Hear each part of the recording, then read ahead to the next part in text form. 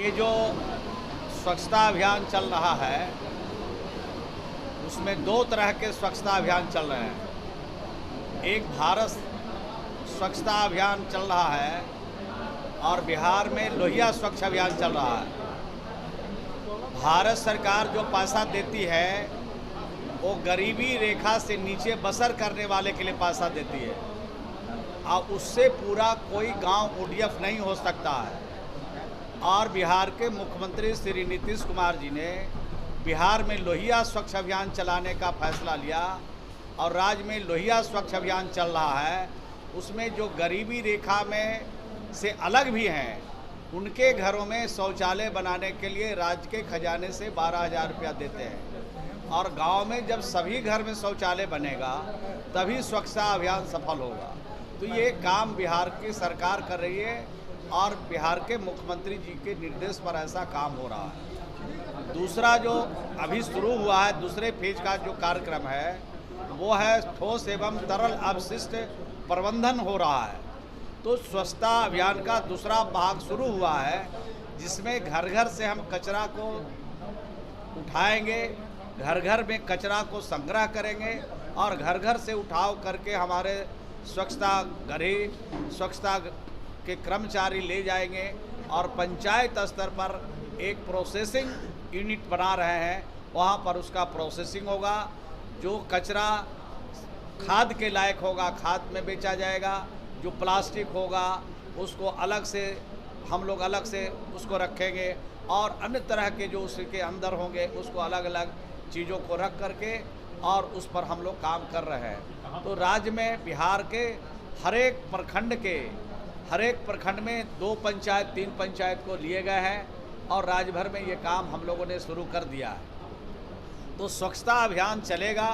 Second phase का काम हम लोगों ने शुरू किया है, उसमें पैसे की अभी कोई दिक्कत नहीं है। पूरा देश देख रहा है और आज बिहार बंद है, बेगूसराय बंद की है। 25 किलोमीटर तक गाड़ी से फायरिंग करता गया और कोई पुलिस नहीं, कहीं कोई प्रशासन नहीं। देखिए, जो घटना घटी है बेगूसराय की बहुत दुखद है।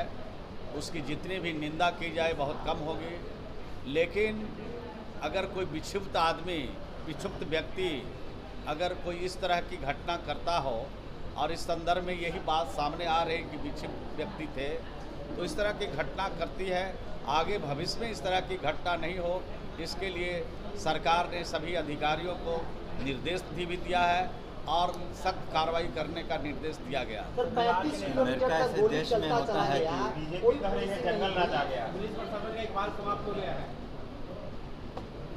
माननीय मंत्री जी कह रहे हैं कि अमेरिका जैसे देश में इस तरह की घटना होती है जो विकसित देश की श्रेणी में खड़ा है और हर तरह से संपन्न देश है, वहाँ जब इस तरह की घटना होती है तो यहाँ जो घटना हुई है वो तो मैं कह रहा हूँ कि निंदा के लायक है। ये जो घटना हुई इसकी पुनरावृत्ति आगे नहीं हो इसके लिए सरकार सचेत है और सरकार कार्रवाई कर रही है। बीजेपी कह रही है जंगल राज आ गया। और भाई बीजेपी को तो एक सप्ताह में सब राज दिखाई पड़ रहा है।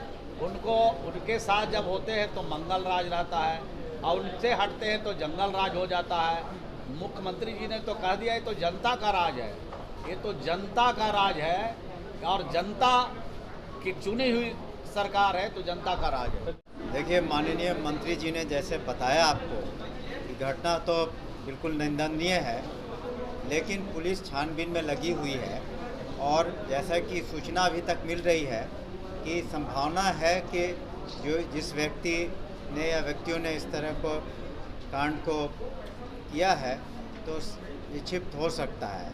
इस तरह की घटना अमूमन नहीं होती है, लेकिन जैसा कि हमने बताया माननीय मंत्री जी को भी और आपको भी बताना चाहेंगे कि विकसित देशों में भी, अमेरिका जैसे देशों में भी आपने कई बार देखा होगा कि इस तरह की घटनाएं घटी हैं कि स्कूल में जा कर के या बाज़ार में जा कर के कोई विक्षिप्त व्यक्ति गोलियां चला देता है जिसमें कई लोग हताहत हो जाते हैं। लेकिन संजोग की बात है, अभी तक जो पुष्टि हुई है अधिकांश लोग घायल हैं, उसमें से एक व्यक्ति की मौत की सूचना है।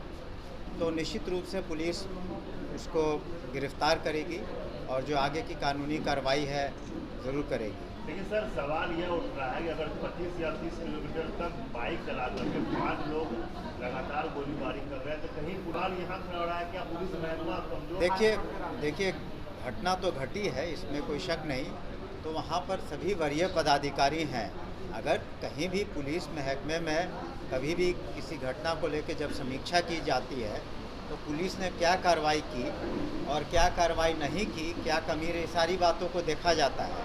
और भविष्य में इस तरह की पुनरावृत्ति न हो, इस तरह की तो घटना अमूमन नहीं होती है।